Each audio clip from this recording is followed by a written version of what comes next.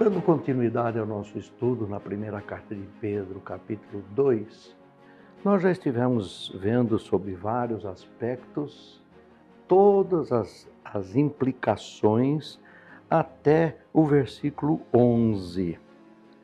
Agora nós queremos adentrar no versículo 12. O que é que tem relacionamento esse versículo 12 com aquilo que nós estamos trazendo como conteúdo para vocês? O versículo 12 diz assim: mantendo exemplar o vosso procedimento no meio dos gentios, para que naquilo que falam contra vós, como de malfeitores, observando-vos em vossas boas obras, glorifiquem a Deus no dia da visitação. O que se espera é a pergunta que nós fazemos de uma casa espiritual. Nós dissemos lá atrás, quando estivemos estudando o versículo 5, nós trouxemos a ideia de que nós somos uma casa espiritual ambulante. Nesta casa, segundo a palavra de Deus, habita o Espírito, habita o próprio Deus em nós. Então, por onde quer que a gente vá, nós somos uma casa espiritual ambulante. Nós estamos levando junto conosco a pessoa, a Trindade em nós. Mas aí vem uma questão interessante também a ser pensada. Se nós tivermos uma conversa honesta, nós vamos perceber algumas coisas aqui nesse texto. A primeira coisa que ele diz é: vivam entre os gentios. Uma outra versão diz entre os pagãos. Quem são essas pessoas? Essas pessoas são aquelas que, não fazendo parte do povo judeu ou fazendo parte do povo judeu, não creem que Jesus Cristo é o único e suficiente Salvador, que Ele é o Filho de Deus. Nesse sentido, a Bíblia diz que aqueles que creem, eles são filhos. E porque são filhos, há um relacionamento de intimidade muito especial de Deus para com aqueles que o aceitaram como Salvador. Muito bem, mas nós também precisamos perceber que quando ele diz aqui, vivam entre os gentios de forma que sejam exemplo, o que ele está querendo dizer? Que os gentios sempre procuram uma desculpa para rejeitar o Evangelho. Mas os cristãos são o argumento irresistível de Deus no mundo. Olha o que está escrito no Evangelho de João, capítulo 13, versículos 34 e 35. Acompanhem comigo aí. Um novo mandamento vos dou, que vos ameis uns aos outros, assim como eu vos amei, que também vos ameis uns aos outros. Nisto conhecerão que todos sois meus discípulos, se tiverdes amor uns aos outros. Veja que colocação maravilhosa que a palavra de Deus faz. Como é que o mundo vai conhecer o amor de Deus? Vai conhecer na prática nossa de amor de uns para com os outros. A palavra de Deus diz que aquele que diz que ama a Deus e odeia o seu irmão, ele é mentiroso. Qual é o diferencial do cristão? O diferencial do cristão é o amor. E esse amor não provém da pessoa. Esse amor provém de Deus, porque Deus é amor. Ora, na verdade, o que a palavra está dizendo aqui é que nós somos como que uma cidade colocada no alto de uma montanha onde todas as pessoas podem ver. Em Mateus, no Evangelho de Mateus, capítulo 5, versículo 14 a 16, nós vamos encontrar o seguinte, acompanhem aí. Vós, Jesus Cristo dizendo, sois a luz do mundo. Não se pode esconder a cidade edificada sobre um monte. Nem se acende uma candeia para colocá-la debaixo, escondida embaixo do alqueire, mas no velador, no alto, para iluminar o máximo possível. E alumia a todos os que se encontram na casa. Assim brilhe também a vossa luz diante dos homens, para que vejam as boas obras, as vossas boas obras, e glorifiquem a vosso Pai que está nos céus. Como é que eles vão glorificar a Deus? Por intermédio das boas obras que eles veem que nós, cristãos, estamos praticando. Qual é a primeira boa obra? O amor ao próximo. E este é um dos fundamentos do Evangelho e uma mudança substancial daquilo que vem do Antigo Testamento. Porque no Antigo Testamento, esse boas obras estavam vinculado basicamente ao cumprimento dos rituais religiosos, de fazer algumas coisas para merecer a atenção e o cuidado de Deus. No Novo Testamento, Jesus Cristo muda isso. E ele diz assim, é o amor essa base. Vocês devem amar a Deus sobre todas as coisas e ao próximo como a si mesmo.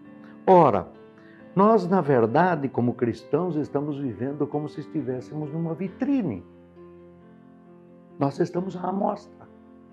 Mateus ainda, no capítulo 18, versículos 21 e 22, nós encontramos as seguintes palavras. Então Pedro, o mesmo Pedro, aproximando-se, lhe perguntou, Senhor, até quantas vezes meu irmão pecará contra mim que eu lhe perdoe? Até 7 vezes? Respondeu-lhe Jesus, não te digo que até 7 vezes, mas até 70 vezes 7. Veja, o que Pedro estava perguntando ao Senhor Jesus Cristo, e o Senhor Jesus Cristo estava mudando essa linha de pensamento dele, é o seguinte, poxa, perdoar 7 vezes? Eu já sou o bom do perdão. Eu já sou uma pessoa que sabe perdoar constantemente. Jesus Cristo volta para ele e fala assim, vai na calma. Não digo que 7 só, porque 7 é pouco, mas 70 vezes 7.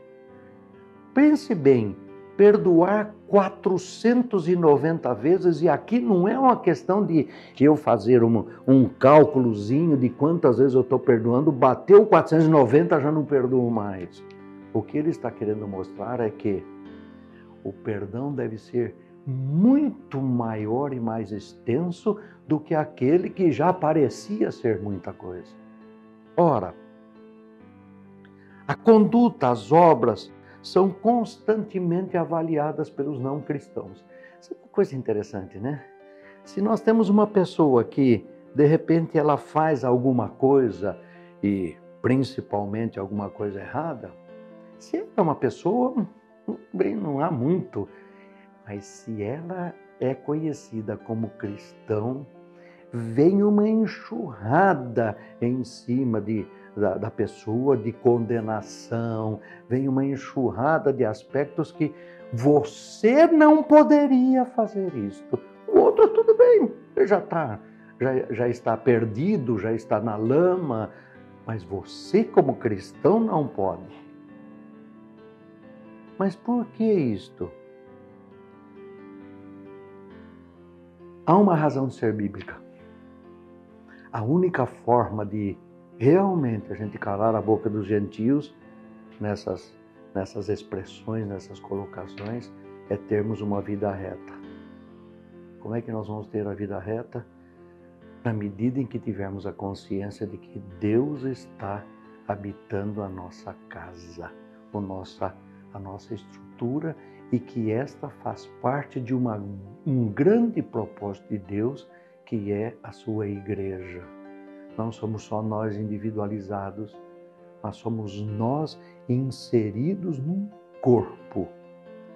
O exame mais próximo, um escrutínio mais rigoroso, levará nossos inimigos à convicção de que nós somos honestos, que nós somos pessoas que são dignos de confiança. Aliás, esse é um problema muito sério, né? Muitas vezes a gente ouve exatamente o contrário. Pessoas que se dizem cristãs e são pessoas não confiáveis. Triste, mas é uma realidade. Na mesma questão pela qual somos reprovados pelos gentios, nós somos conscientes e honestos. Por quê? Porque os gentios nos acusam de sermos malfeitores. E nós vamos ver, numa próxima oportunidade, o que isso significa. Veja o que Paulo diz em 1 Tessalonicenses, capítulo 4, versículo 11 e 12. E a diligenciardes por viver tranquilamente, cuidar do que é vosso e trabalhar com as próprias mãos, como vos ordenamos, de modo que vos porteis com dignidade para com os de fora, e de nada venhais a precisar. O apóstolo Paulo, nesse momento, ele está dizendo exatamente o que o apóstolo Pedro está dizendo. É o nosso exemplo de vida. É isto que vai mostrar para o gentio o amor de Deus. Mas também vai mostrar que Deus é amoroso, mas também Deus está chamando para participar deste grande amor dele. Ora, podemos dizer então que o mundo olha para nós e nós somos espetáculo. Podem até discordar, podem até nos atacar, mas reconhecem que nós somos retos, que nós vivemos segundo aquilo que aprendemos da palavra. Veja o que Paulo vai dizer em Romanos, no capítulo 13, versículos 13 e 14. Andemos dignamente como em pleno dia, não em orgias e bebedices, não em impudicícias, que é falta de pudor, indecentemente, e dissoluções, não em contendas e ciúmes, mas revestivos do Senhor Jesus Cristo, nada disponhais para a carne no tocante às suas concupiscências. Na verdade, o mundo hostil reconhece as nossas boas obras. E ele olha para nós e diz assim, aquele ali tem um diferencial, se é que efetivamente estamos mostrando ao mundo quem mora em nós, que é o próprio Deus. A mensagem evangelística, nesse sentido, ela se torna absolutamente eficaz. Veja o que diz em 1 Coríntios, no capítulo 1, versículo 20. Ele diz assim, onde está o sábio? Onde o escriba? Onde o inquiridor deste século? Porventura não tornou loucura, Deus não tornou loucura a sabedoria do mundo? Ou louca a sabedoria do mundo? Ora, o que vale a sabedoria do mundo diante da sabedoria de Deus? É louca. Mas existe uma possibilidade, uma verdade, que nós somos sábios. sábios por nós? Não, porque a presença daquele que habita em nós nos traz sabedoria. Por isso que quando oramos e pedimos sabedoria, Ele nos dá em grande proporção. E com isso as pessoas serão impactadas. Veja o que diz ainda na mesma primeira carta aos Coríntios, no capítulo 23, Paulo vai dizer assim: mas nós pregamos a Cristo crucificado. Veja agora, escândalo para os judeus, loucura para os gentios. É uma coisa louca. Se nós pensarmos, como seres humanos, nós pensarmos que Jesus Cristo deu a sua vida, morreu na cruz do Calvário por nós. Isso é uma loucura. Só para mostrar amor, isso é uma doideira. Mas também é por esse intermédio que chegarão ao conhecimento da salvação. Vamos ver o que diz Lucas no capítulo 1, versículos 76 a 79. Tu, menino, serás chamado profeta do Altíssimo, porque precederás o Senhor, preparando-lhe os caminhos, para dar ao seu povo o conhecimento da salvação, ao redimi-lo dos seus pecados, graças à entranhável misericórdia de nosso Deus, pela qual nos visitará o sol nascente nas alturas, para alumiar os que jazem nas trevas e na sombra da morte, e dirigir os nossos pés pelo caminho da paz. Veja que coisa maravilhosa essa atividade de João Batista, esta função que ele teve de predecessor e anunciar a vinda do Messias. Mas, na verdade, os não salvos podem querer nos afligir, e muitas vezes nos afligem. Nos afligem fazendo bullying, nos afligem dizendo que nós somos doidos, nos afligem muitas vezes no trabalho que nós temos, não querem que se nós dizemos que somos cristãos, eles não contratam, e essas coisas são comuns de serem acontecidas. Ainda nessa primeira carta de Pedro, no capítulo 3, versículos 14 a 17, nós encontramos as seguintes palavras: mas ainda que venhais a sofrer por causa da justiça, bem-aventurados sois. Não vos amedronteis, portanto, com suas ameaças, nem fiqueis alarmados. Antes, santificai a Cristo como Senhor em vosso coração, estando sempre preparados para responder a todo aquele que vos pedir razão da esperança que há em vós, fazendo-o, todavia, com mansidão e temor, de modo que, tendo boa consciência, naquilo em que falam contra vós outros, fiquem envergonhados os que difamam o vosso bom procedimento em Cristo. Porque se for da vontade de Deus, é melhor que sofrais por praticar o que é bom do que praticar o que é mau. E a mesma carta de Pedro, primeira, no capítulo 4, versículo 4, ele vai dizer assim: por isso, difamando-vos, estranham que não concorrais com eles ao mesmo excesso de devassidão. Vejam, manter uma conduta irrepreensível quando somos aplaudidos e elogiados é fácil. O desafio nosso é manter sempre um procedimento, mesmo quando somos alvo de maledicência. Mas existe um cântico que eu sou muito chegado nele, quando diz assim: mais de ti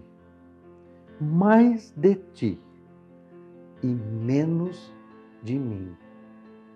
Que ele cresça e eu diminua, que ele apareça e eu me constranja com a sua glória e todo o seu amor, infinita humildade, servo de todos os irmãos. bem-vindo ao mundo de ser exemplo.